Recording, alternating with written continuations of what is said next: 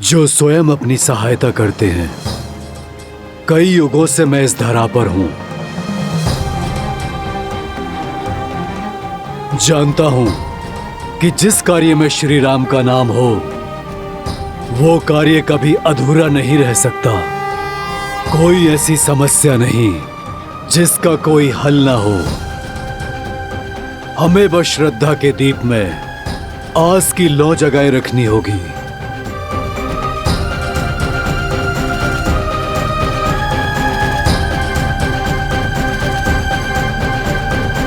स्वामी, आपका अंश अवतार हनुमान आशा खो चुका है। अब उसे स्वयं से कौन मिलवाएगा? कौन उनका साक्षात्कार उनके ही बल से करवाएगा?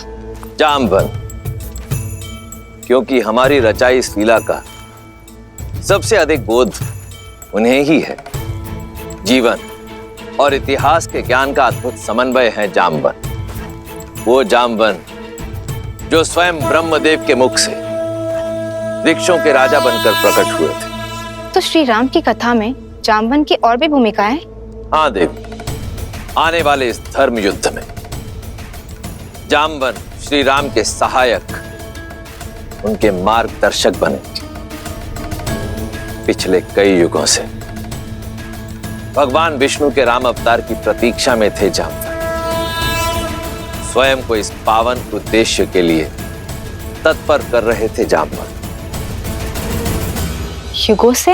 हाँ देवी, जामवन कोई साधारण वृक्ष नहीं, नारायण के हर रूप, हर स्वरूप के साक्षी रहे। फिर वो चाहे बराह अवतार से लेकर नरसिम्हा अवतार हो, या फिर समुद्र मंथन से लेकर वामन अवतार तक, जामवन इन सभी घटनाओं के साक्षी रहे। जब भगवान विष्णु ने वामन अवतार में असुरराज महाबली का दमन किया था, तब 21 बार भगवान वामन की प्रदक्षिणा देने वाले जामवन ही थे। और अब राम अवतार में, राम रावण युद्ध में श्री राम के गुरु बनकर उनका मार्गदर्शन करने का दायित्व भी जामवन ही संभालेंगे। भला हमें से लंका तक कौन जा सकता है? इतना सामर्थ्य तो हम में से किसी में भी नहीं है। संपाति ने हमें यह कहा था कि लंका यहाँ से कम 100 योजन दूर है। माना कि हम वानर हैं, किंतु इतनी दूरी तय करना तो हमारे लिए भी असंभव है। संपाति और जटायु माता सीता को बचाने के लिए अपने प्राण तक न्यौछावर करने से पीछे नहीं हटे, और तुम कहते हो कि हम पीछे हट जाएं? कदापि नहीं।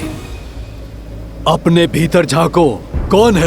कौन है जो माता सीता तक पहुंचने के लिए इस विशाल महासागर के पार निकल सकता है?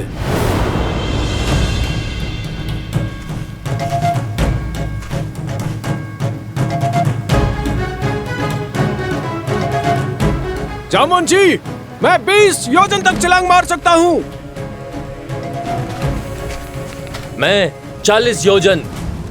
युवा अवस्था में मैं इतनी दूरी पार कर सकता था, किंतु अब शरीर में उतना बल नहीं।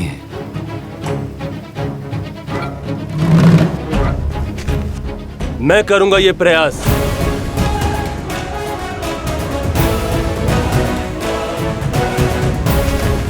तुम्हारे सामर्थ्य पर संदेह नहीं है अंगद।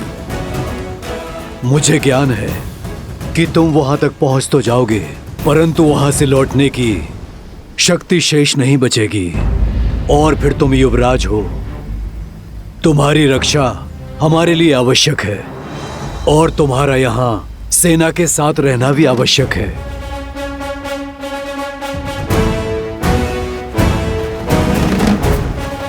हम में से केवल एक है जो इस असंभव कार्य को संभव कर सकता है। जय महावीर हनुमान, जय जय पवन पुत्र हनुमान, बजरंग बली हनुमान, जय जय महाबली हनुमान। जामवन जी, कहीं आपका संकेत मेरी ओर तो नहीं? नहीं ऋक्षराज, मैं ये नहीं कर सकता। इतना सामर्थ्य नहीं है मुझ में। सामर्थ्य है पर बोध नहीं है, बल है। किंतु तुम भूल चुके हो, बुद्धि में तुम्हारा कोई सानी नहीं है। पर्वत को मसान की भांति मसल देने की शक्ति है तुम में। तुम भूल गए कि श्री राम ने क्या कहा था? क्योंकि ये यात्रा केवल सीता की खोज की नहीं, तुम्हारे स्वयं को खोजने की भी है। पात्र हो पर परिचय नहीं है अपना। अपना परिचय जानते हो ना हनुमान? हाँ, मैं हनुमान हूँ, महाराज केसरी और माता अंजना का पुत्र हनुमान। किंतु हनुमान की पहचान और भी अधिक भव्य है। आ जाओ सब, हनुमान के जन्म की गाथा सुनाता हूँ। उन्हें उनकी वास्तविकता का बोध कराता हूँ।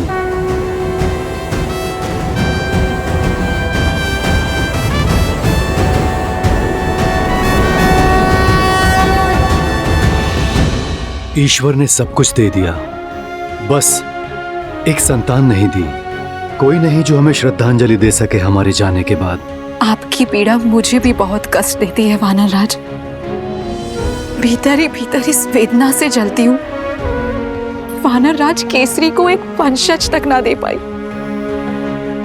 लेकिन ऐसा कोई नहीं है जो मेरा आंचल पकड़ के मुझसे हट करे, जिसे मैं लोरियां सुनाकर सुलाऊं।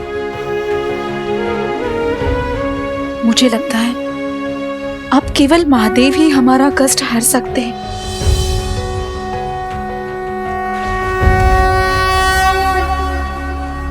ओम नमः शिवाय। ओम नमः शिवाय।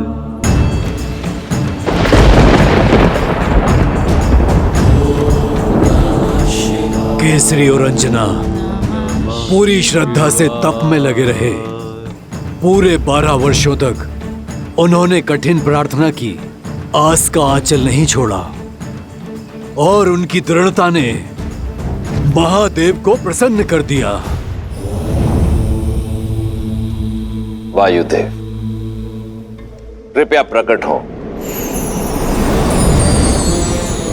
प्रणिपात महादेव। प्रणिपात माता। आदेश करें, इस दास का स्मरण कैसे किया आपने? क्या अपने वेग में कोई भूल तो नहीं हो गई मुझसे? भूल नहीं हुई, संसार का भला करने का अवसर मिला है आपको। एक बड़ा दायित्व सौंपने के लिए आपको यहाँ बुलाया गया है। महादेव की सेवा करके मैं धन्य हो जाऊंगा। अपनी भक्ति से प्राप्त शक्ति से रावण इस संसार में तनाव का वातावरण फैला रहा है। नारायण के अवतार श्री राम को एक भक्त की आवश्यकता होगी, जो मेरा ही अंशावतार होगा। देवी अंजना के गर्भ तक उसे पहुंचाने के लिए आपकी सहायता की आवश्यकता है वायुदेव। ये समझ लीजिए कि श्री हरि के इस दिव्य अवतार की गाथा में आपकी एक अत्यंत महत्वपूर्ण भूमिका होने वाली है। समय आने पर मेरे इस अंशावतार को संसार जिस नाम से पुकारेगा वो होगा हनुमान। वो हनुमान जो संसार में राम भक्ति की अलख जगाएगा। वो हनुमान जो इस संसार को सच्ची भक्ति का अर्थ समझाएगा, जो भक्त और भगवान के संबंध को एक नई ऊंचाई तक ले जाएगा, जो राम रावण युद्ध में श्री राम का प्रमुख सहायक बनेगा और देवी सीता की मुक्ति का मार्ग बनेगा। धन्य हूं मैं महादेव। आपकी इस इच्छा को मैं अवश्य पूर्ण करूंगा। हनुमान आपका अवतार होगा और उसे धरती पर ले जाने में मेरे सहयोग के कारण पवनसुत कहलाएगा। नमामि शंभुं पुरुषं पुराणं नमामि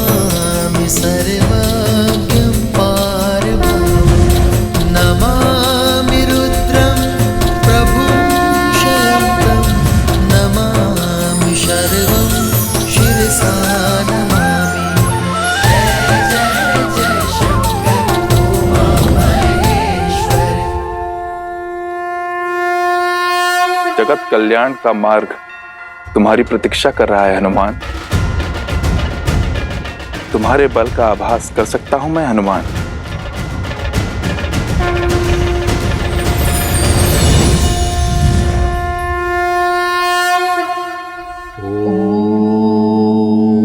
नमः शिवाय।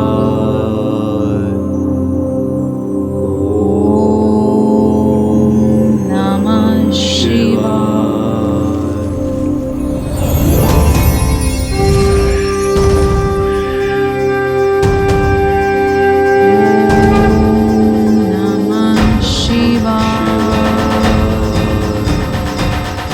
रख सकता तो सदा सर्वदा तुम्हें अपने साथ ही रख लेता, किंतु महादेव का आदेश अडिग है, पास नहीं रहेगा, किंतु तुम्हारा पिता सदा तुम्हारे साथ रहेगा। शंकर सुवन केसरी नंदन, तुम्हारा पिता कहलाने का गर्व मेरे जीवन का सबसे बड़ा धन होगा।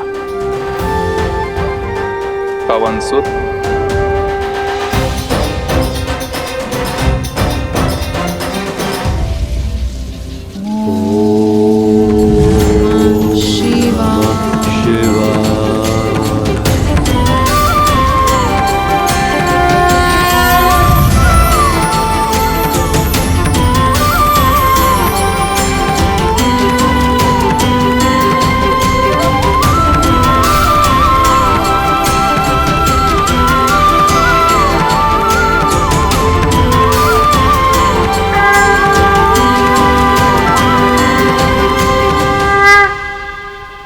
तो मेरा जन्म महादेव की इच्छा से हुआ। जाम्बवन जी, मैं महादेव का अंश हूं। अंजनेय होने के साथ साथ पवन सुत भी हूं मैं, और मेरा जन्म प्रभु श्री राम की सेवा के लिए हुआ। इसीलिए सदा मुझे प्रभु श्री राम की प्रतीक्षा रहती थी। धन्य हुआ मैं, मेरे श्री राम, प्रभु श्री राम। राम राम राम राम राम राम राम।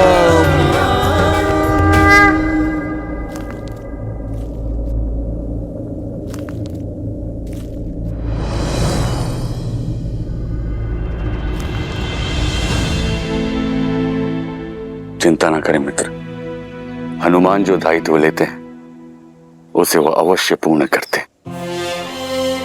बस वही एक आशा शेष है मित्र, यही ना टूटे। मित्र, मैं आपको कुछ दिखाना चाहता हूं। वो जो हनुमान ने हमारे ऋषिमुख निवास के समय बनाया था। आई।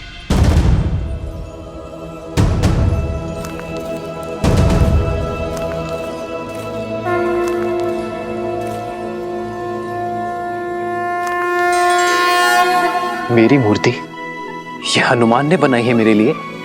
हाँ, बिना आपको देखे आपके लिए हनुमान की भक्ति और समर्पण, उसकी कोई सीमा नहीं। अपने हृदय में उभरती छवि को वर्षों तक हर दिन अथक प्रयास से गढ़ा है उसने। भैया,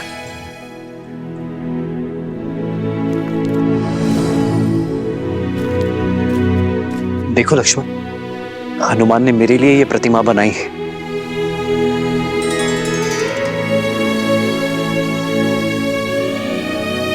धन्य हुआ मैं लक्ष्मण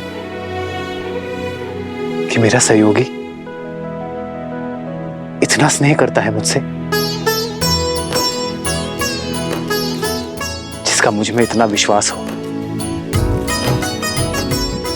कि बिना मुझसे भेंट की, बिना मुझे देखे समर्पण से इतनी बड़ी प्रतिमा बना डाली। वो मुझे कभी निराश नहीं करेगा लक्ष्मण, उसके विश्वास ने मुझे नई आस दी है लक्ष्मण। हनुमान अवश्य सीता को खोज कर लाएगा।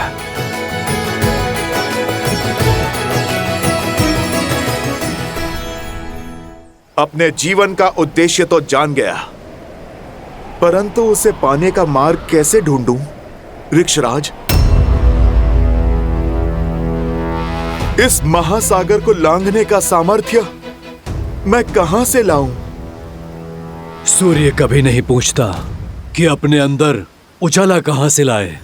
इस तुच्छ सागर को महासागर कह रहे हो तुम कदाचित भूल रहे हो, अपने बाल्यकाल में तुमने बहुत ऊंची छलांग लगाई थी, इतनी ऊंची छलांग कि ऐसे सहस्त्र समुद्रों की दूरी उसमें समा जाए।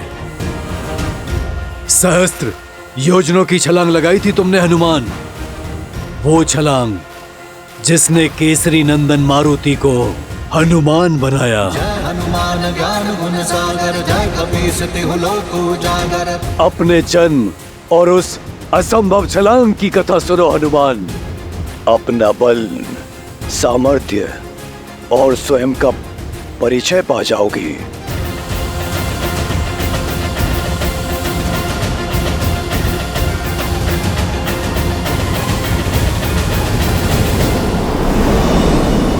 जन्मे मारुति प्यारे,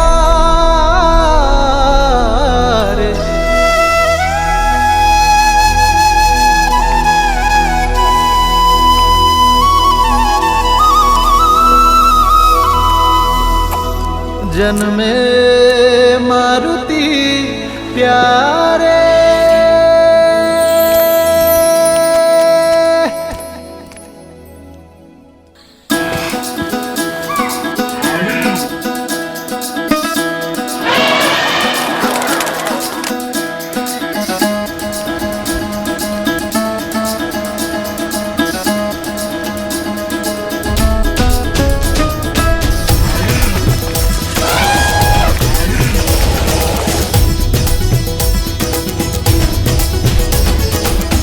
बाजत ढोल है मृदंग पखावज, झूमत मन मतवारे। मंगल पल ये आया है देखो, हर्षित वानर सारे। भोजन में मारुति प्यारे, शुभ है आंगन द्वारे। श्री राम के दुलारे। ये केवल न केसरी और अंजना का पुत्र है, वायुदेव की भेंट है हमें। मारुत का आशीष है, पवन पुत्र मारुति है, मारुति।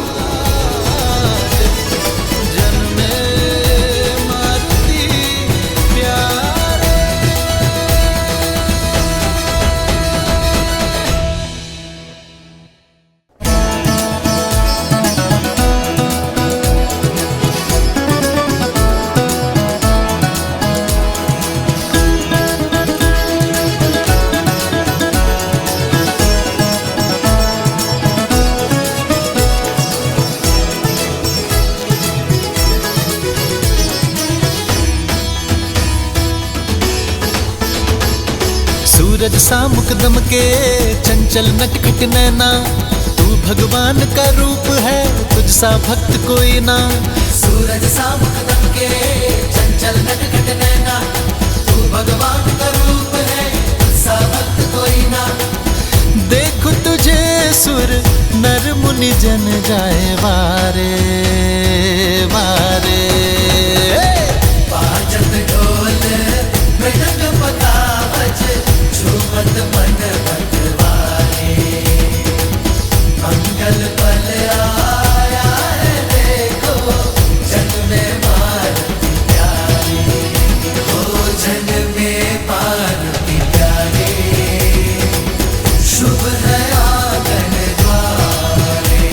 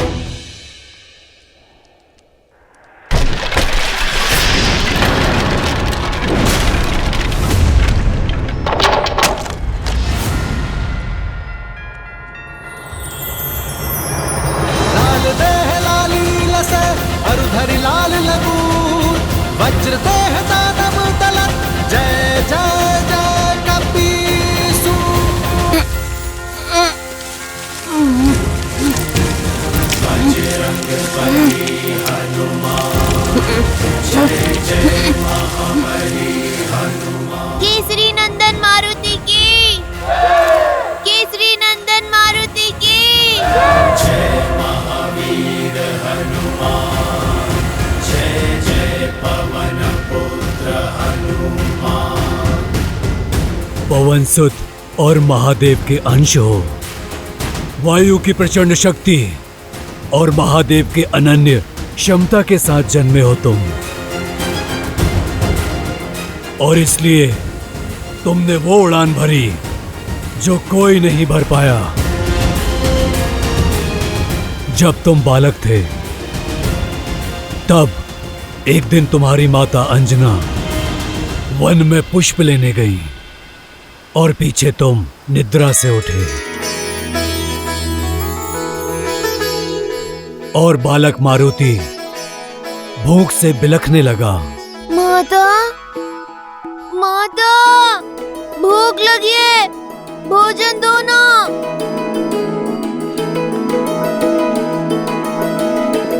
माता, माता, माता,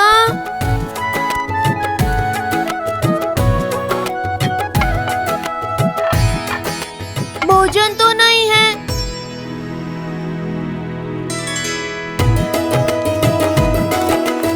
देखो मारुति आ गया, आ गया।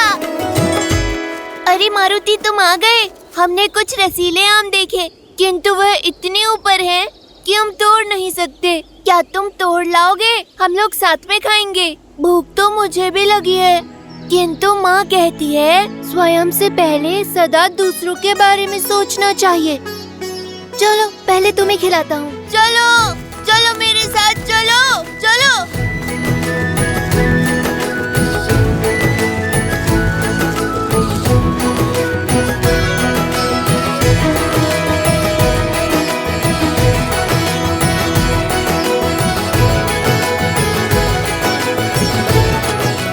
और ऊपर जाओ मारुति, और बड़े आम तोड़ो। मारुति, मारुति, मारुति, मारुति, मारुति, मारुति, मारुति, मारुति, मारुति, मारुति, मारुति, मारुति, मारुति, मारुति।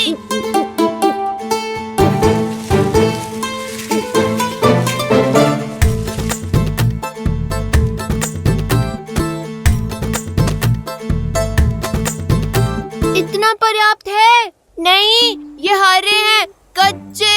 और ऊपर जाओ, लाल चमकीले आम तोड़ो। फल जितना बड़ा, जितना लाल, जितना चमकीला, उतना ही स्वादिष्ट और रसीला होता है।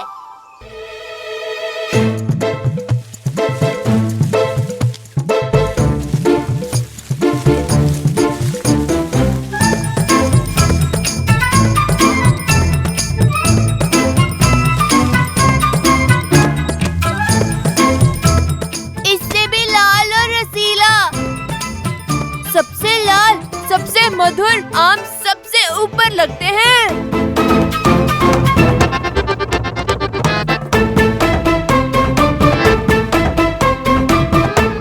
जितना बड़ा, जितना लाल, जितना चमकीला, उतना ही रसीला।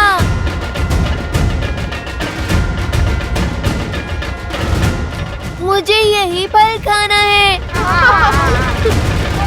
बुद्धू, वो आम नहीं, सूर्यदेव है, सूर्यदेव। लाल देह लाली लसे मरुधरि लाल लगून, वज्र देह दानव दलन, जय जय जय कपीसूर।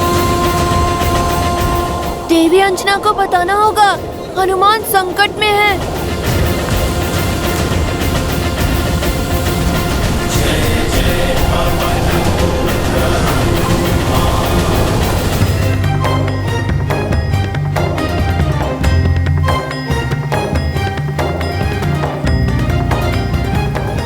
ऐसे क्या देख रहे हो आप लोग? सच में हनुमान जी, आप सूर्य को फल समझ के खाने दौड़े। बालपन में तो सभी भोले होते हैं ना। मैंने भी कर दी होगी ऐसी हट। मुझे नन्हा नन्हा आभास तो हो रहा है उस क्षण का, किंतु मुझे सब कुछ स्मरण नहीं है। आज तो बहुत अच्छे पुष्प मिल गए बाग में। इसकी तो बहुत अच्छी माला बनेगी, है ना? देवी अंजना, देवी अंजना, क्या हुआ पुत्र? मारुति। अब क्या कर दिया मेरी नटखट ने? किसको पूछ से उठाकर फेंक दिया? किसका फल छीन के खा गया? वो मारुति सूर्य को फल समझकर खाने के लिए उड़ गया।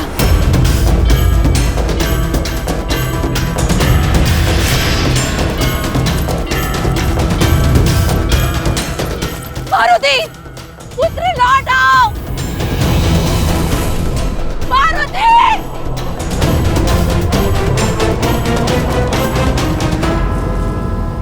उस दिन ग्रहण अमावस्या थी। यह बालक मारुति ने सूर्य की ओर उड़ान भरी और वहां सूर्य को ग्रहण लगाने के लिए दुष्ट राहु ने उसे रोकने का प्रयास किया।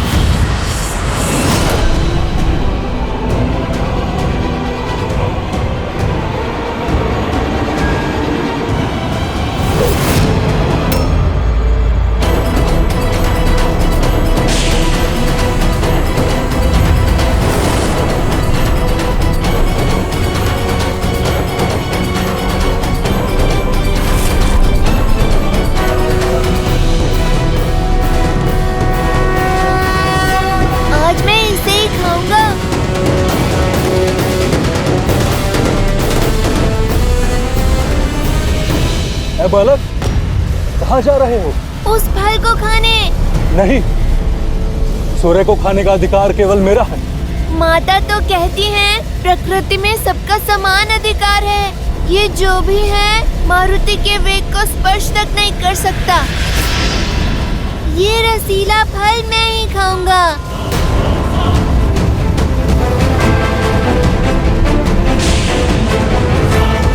मूर्ख बालक, रुक जाओ। राहु का आदेश टालने का दुस्साहस मत करना। नियति का लेख है, आज सूर्य को निकलकर ग्रहण लगाना है मुझे। तुम्हारी हट मुझे रोक नहीं पाएगी। बंधु, मेरी भूख आपकी नियति से अधिक बलवान है। अपने भोजन के बीच में वानर किसी को नहीं आने देते।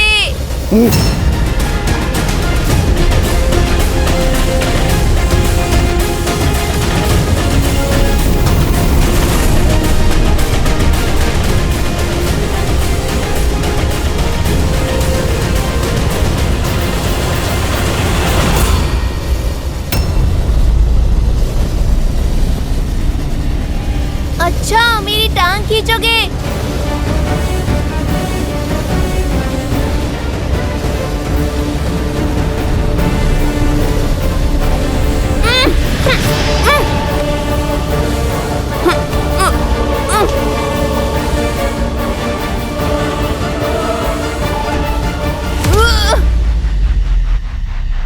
मेरा फल छीनने आया था।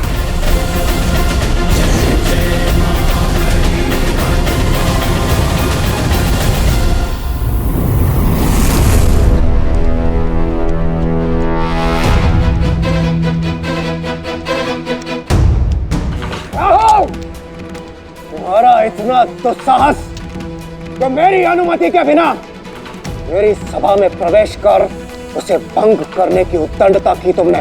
इंद्रदेव, आज एक असुर नहीं, एक ग्रह देवराज से रक्षा की विनती करने आया है। एक तुच्छ वानर बालक की हट ब्रह्मांड का संतुलन भ्रष्ट करने जा रही है। एक तुच्छ वानर बालक? कहीं तुम मेरे साथ बात तो नहीं कर रहे? सत्य कह रहा हूं देवराज, विलक्षण बल है उसमें। सूर्य को निगलने चला है। महाबली है वो, जिसने एक प्रहार में मुझे यहां पटक दिया। शिव का अंश है, इसलिए मौन नहीं बैठ सकते देवराज। अमृत मंथन के समय सूर्य को ग्रसित करने का अधिकार केवल मुझे दिया गया। आज सृष्टि का नियम टूटा तो देवराज की गरिमा भंग होगी।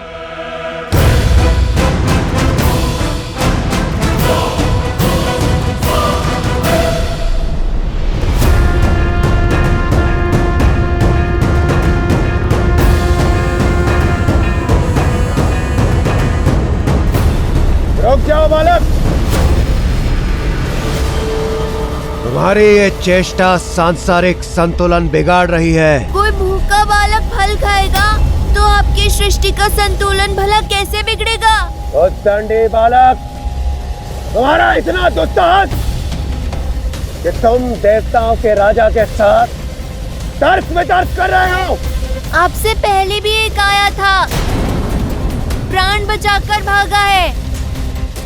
आप जाइए, मुझे अपना भोजन करने दीजिए।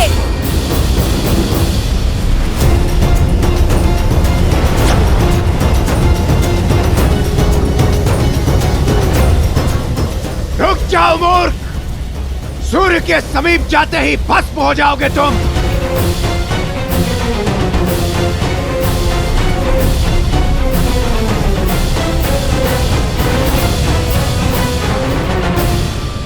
बहुत सी बाधाएं लांघकर मैं यहाँ तक पहुँचा हूँ। अब मैं पीछे नहीं हटूंगा, पर इतना बड़ा फल खाऊं कैसे?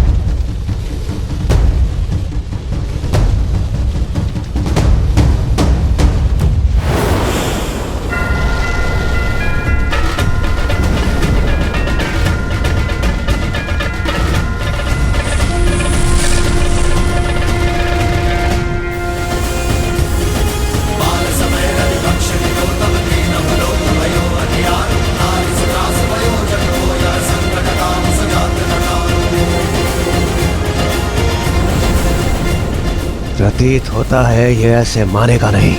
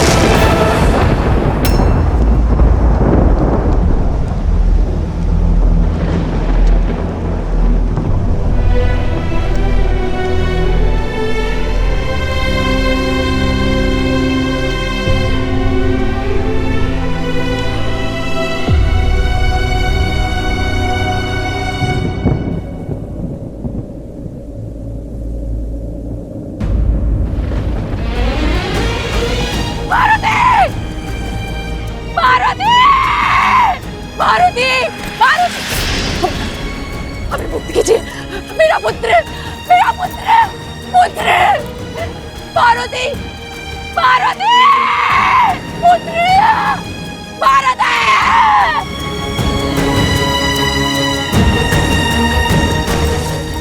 पुत्र, उठा पुत्र, पुत्र उठो, मारुति आंखें खोलो पुत्र, निद्रा से जागो पुत्र।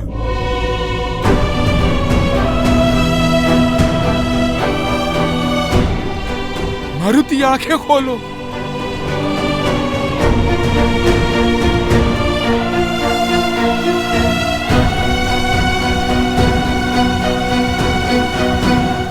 तो क्या मारुति की मृत्यु हो गई?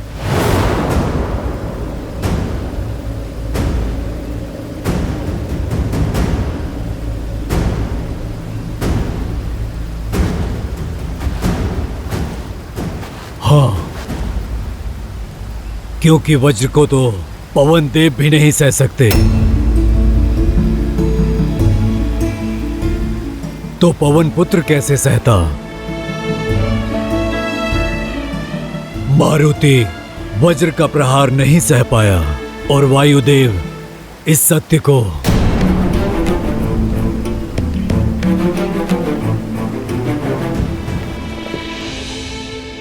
पुत्र आंखें खोलो पुत्र, पुत्र आंखें खोलो पुत्र। ये ठीक नहीं किया इंद्रदेव।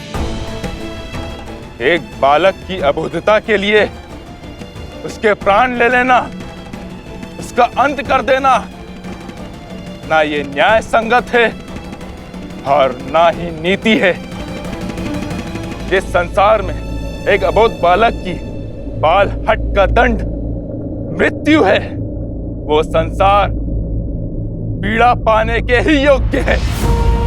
अपने पुत्र के अन्याय का दंड मैं अवश्य दूंगा इस सृष्टि को। पीड़ा का बाण केवल तुम नहीं सहोगे पुत्र।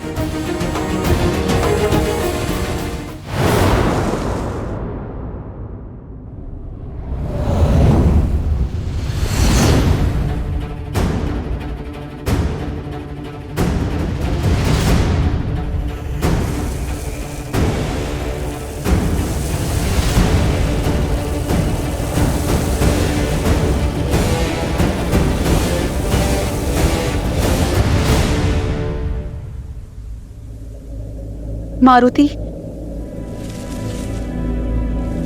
मारुति,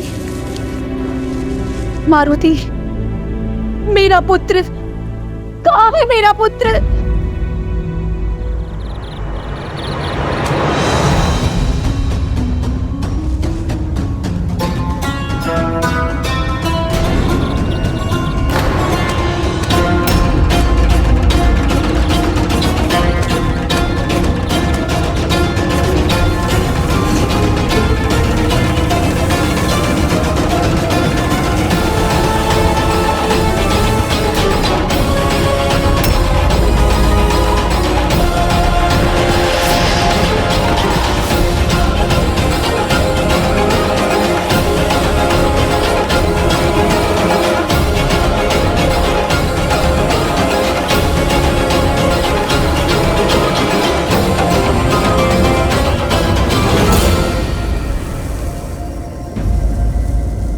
मेरी पीड़ा ने संसार के अनगिनत जीवों के प्राणों पर संकट ला दिया है, परंतु जब तक ये संकट समाप्त नहीं होता, मेरा मारुति पुनः श्वास नहीं लेता, तब तक मैं किसी को भी श्वास नहीं लेने दूंगा।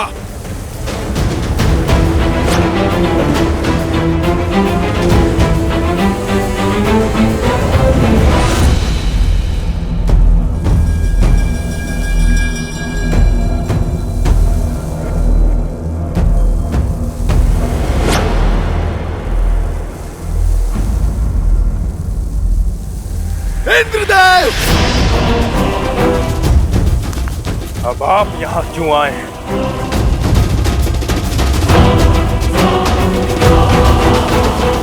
अपने क्रोध को नियंत्रित कीजिए वायुदेव, और ऐसा अनर्थ मत कीजिए। यदि आपने अपनी वायु का संचार न किया तो इस समस्त सृष्टि का सर्वनाश हो जाएगा, और आप इस प्रकार जीवों से उनका जीवन नहीं छीन सकते। क्यों? यदि आप मेरे पुत्र का जीवन छीन सकते हैं, तो मैं भी सृष्टि से वायु रूपी जीवन छीन सकता हूं।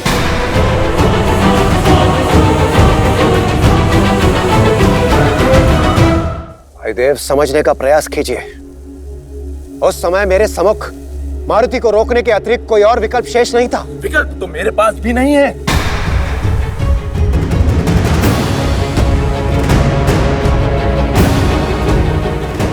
जब तक मेरे पुत्र के प्राण पुनः नहीं लौटते, संसार की पीड़ा का अंत नहीं होगा।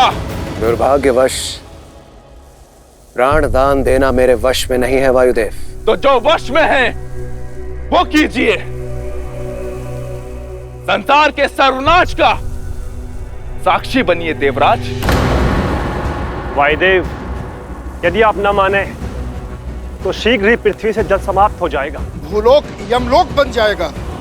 हमारा कर्म, हमारा उद्देश्य, हमारा अस्तित्व सब समाप्त हो जाएगा।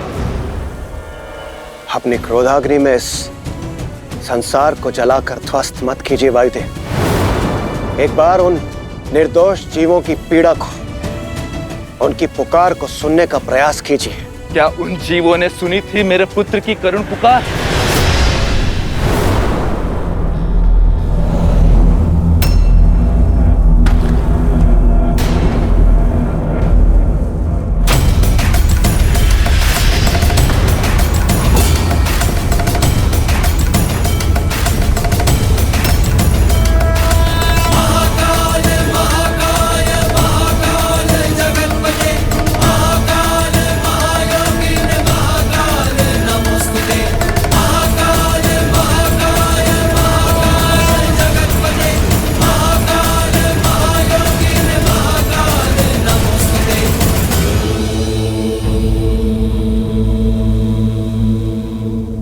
प्रणाम महादेव।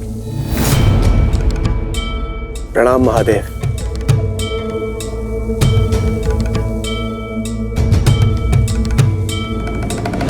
महादेव, अब आप ही वायुदेव को समझाइए। पुत्र शोक से पीड़ित एक पिता को कोई क्या समझा सकता है इंद्रदेव? और वैसे भी वायुदेव को उनका कर्तव्य स्मरण कराने से पूर्व क्या आपने स्वयं अपने धर्म को समझा? देवराज इंद्र का कर्तव्य निभाते निभाते आप स्वयं बड़े होने का धर्म भूल बैठे हैं। और क्या होता है बड़े होने का धर्म?